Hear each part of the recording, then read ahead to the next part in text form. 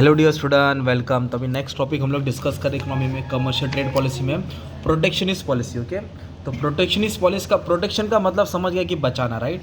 तो फॉरेन जो home country होता है, जैसे हमारा इंडिया है, राइट, तो उसको किससे बचाना है? फॉरेन कंट्री से बचाना। फॉरेन कंट्री मतलब जो उनका प्रोडक्ट हमारे देश में डंप होता है, इंडिया में इंपोर्ट होता है, तो इससे हमारा प्रोडक्ट को क्या कंपटीशन मिलता है, अपना प्रोडक्ट बिकेगा नहीं ना। तो कैसे बचाते हैं? टैरिफ लगा के, रिस्ट्रिक्शन लगाते हैं, सब्सिडीज देके, ताकि इंपोर्ट को रोका जाए। तो इससे फ़ायदा क्या है? New industry development. देखो, अगर प्रोटेक्शनिस्ट रहेगा ना तो घर का बच्चा बढ़ेगा, अगर फ्री ट्रेड रहेगा तो घर का बच्चा बढ़ नहीं पाएगा, राइट। तो during the early stage of growth new industry need production from competition from foreign firm. तो the new industry are not mature enough to face competition. नया नया इंडस्ट्री है, कंपटीशन से लड़ नहीं सकता था, इसके लिए प्रोडक्शन पॉलिसीज लेके आता कि वो सर्वाइव कर सके। तो प्रोडक्शन पॉलिसी क्या करता है? जो न्यू इंडस्ट्री है ना, उसको हेल्प करता है सर्वाइव करने, ग्रो करने।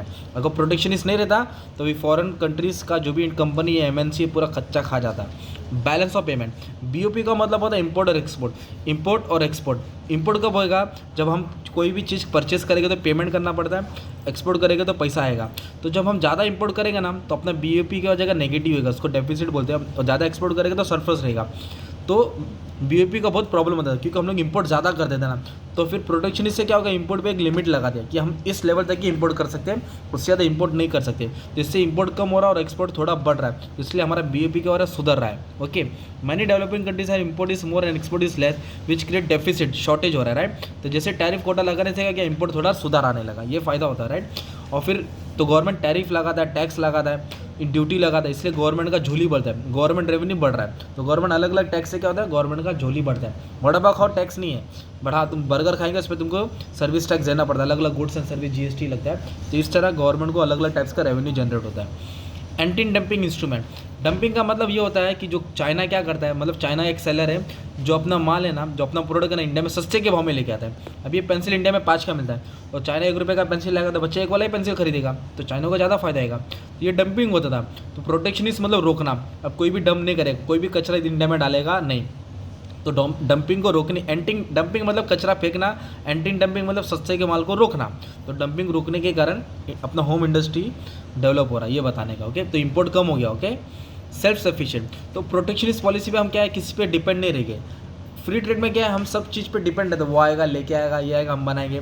तो इधर उल्टा होता है, सेल्फ सफिशिएंट रहते हैं। तो country should become self sufficient, not depend on other country for their needs. तो प्रोटेक्शन पॉलिसी क्या करता है? फोर्स करता है कंट्री को to produce necessary good in the country, ताकि हम किसी पर डिपेंड नहीं रहे, वो चीज़ खुद बनाए अपने देश में। जिससे हम सेल्फ सफिशिएंट रहेगा तो इंटरडिपेंडेंस कम होएगा। तो ये प्रोटेक्शनिस्ट की वजह से फायदा होता है, ओके, रिस्ट्रिक्शन की वजह से।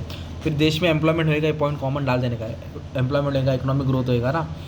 अभी इसकी बुरी बात यही लिखने का है तुमको, क्या लिखने का मालूम है क्या?